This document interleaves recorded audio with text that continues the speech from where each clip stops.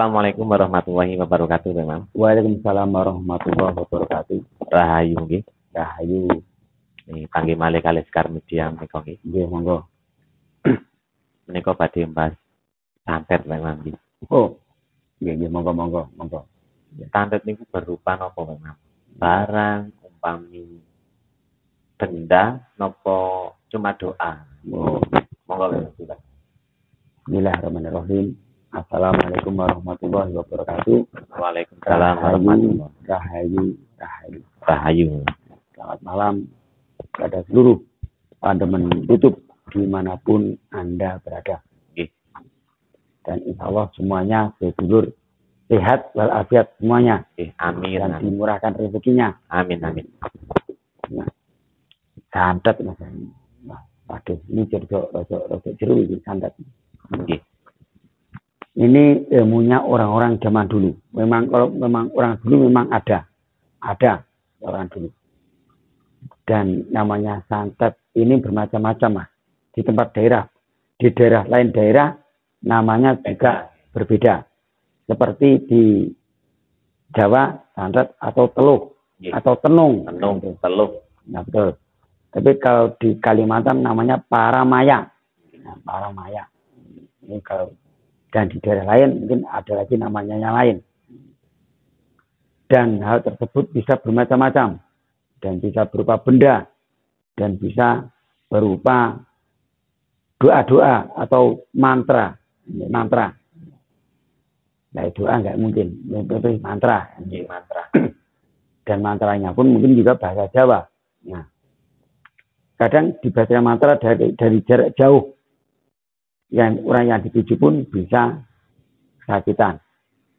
Nah, kadang yang lewat boneka itu kadang juga bisa sakit juga. Ini kalau orang dulu kan begitu. Tapi kalau seperti misalnya ada yang bertanya, gimana caranya untuk menghindari, untuk menangkal seperti gimana? Nah, ini kasih pertanyaan apa? Gini. Kalau menyatetnya mungkin enggak, sekarang anak-anak muda sekarang enggak bisa. Nah, apa aku, Mas. Aku. Nah, ini kalau untuk penangkalnya ini cukup dengan tirakat atau melek. Atau melek. Saya sampaikan untuk penangkalnya santet atau teluh itu hanyalah dengan tirakat dan melek. Yang sering terjadi, yang kena santet ini orang yang tidur pulas. Tidurnya tidak pakai doa, tidak ingat sama Allah, moro turu blek itu. Kita selalu ingat dengan Allah. Mau tidur atau apa? Ingat kepada Allah. Bismillahirrahmanirrahim atau ayat kursi kita baca. Kita dengan membaca ayat kursi itu sudah insya Allah kita dijaga oleh malaikat sampai besok hari. Nah, bangunnya tetap jaga. Terus selanjutnya kita tirakat atau melek di malam hari. Nah, supaya kita terhindar dari hal tersebut. Nah, kemudian tidur di bawah. Jangan tidur di depan, tidurnya di bawah. Pasti bleset. Karena tidak mungkin dia mau turun ke bawah. Ini tidak mungkin dia turun ke tanah. Pasti ke atas arahnya. Ini cerita. Kalau santet itu biasanya kalau santet, karena saya pun belum lihat yang namanya santet seperti apa, kan begitu. Tapi kalau guru-guru saya pernah mengajari waktu itu, caranya itu menangkal. Menangkalnya itu menghindari yaitu dengan cara tirakat atau melek. Nah, atau kita tidur di bawah, tidur di tanah. Jadi tidak tidur di ranjang, jadi tidurnya di bawah. Nah, ini juga dilewati. Untuk syaratnya orang melek itu apa? Kita melek itu mungkin ada maksud kita begini. Satu, kita ingin selamat. Ya, kita selamat khususnya untuk keselamatan kita, pagar, nah betul, keluarga.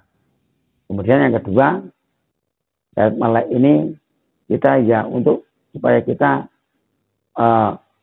itu tadi mas, seperti kita supaya diperlihatkan kebesaran Allah. Nah, tanda-tanda kebesaran Allah tadi, contohnya seperti itu. Contohnya kita kalau melek ini tidak bisa disantet. Orang yang kena santet itu orang yang lengah.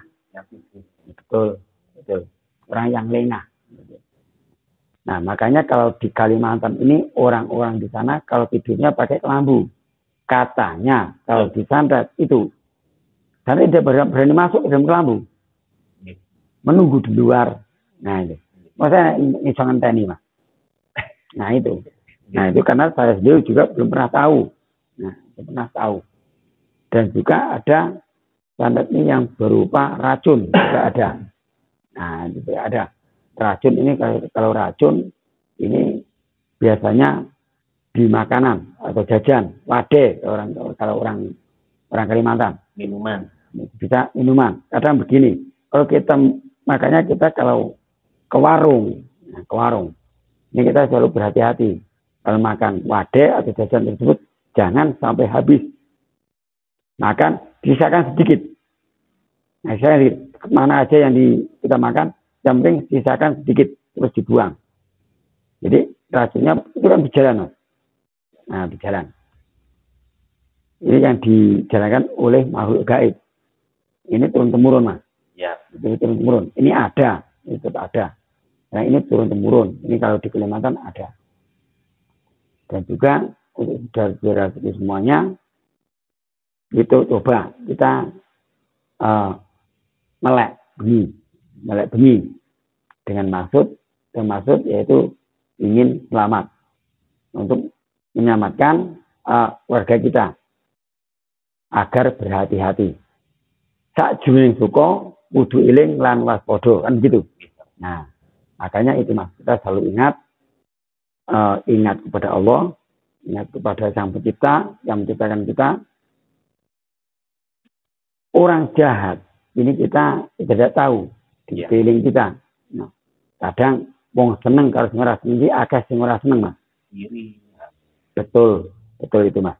Kadang usaha bagus udah ada musuhnya, udah diganggu. Nah, bisa ada juga kadang yang mengganggunya nanti dikasih apa, dagangnya nggak laku. Betul. Nah ini mas. Nah ini yang perlu kita, makanya kita tirakat malam atau poso Senin Kemis atau poso neton. Nah itu poso neton. Dan poso neton ini mungkin kita lakukan seminggu menjelang hari kelahiran kita. Kita lakukan puasa 1 minggu. Kita mulai dari 1 minggu sebelumnya. Nah, nanti pas kita terakhir pas hari hanya tersebut. Nah, ini untuk meningkatkan kebatinan kita. Kita tahu, misalnya mau ada yang berbuat jahat kepada kita sudah tahu. Kita sudah merasakan, sehingga kita waspada, gitu. Udah ada tanda-tanda tersebut. Makanya itu mas, kita tirakatnya apa?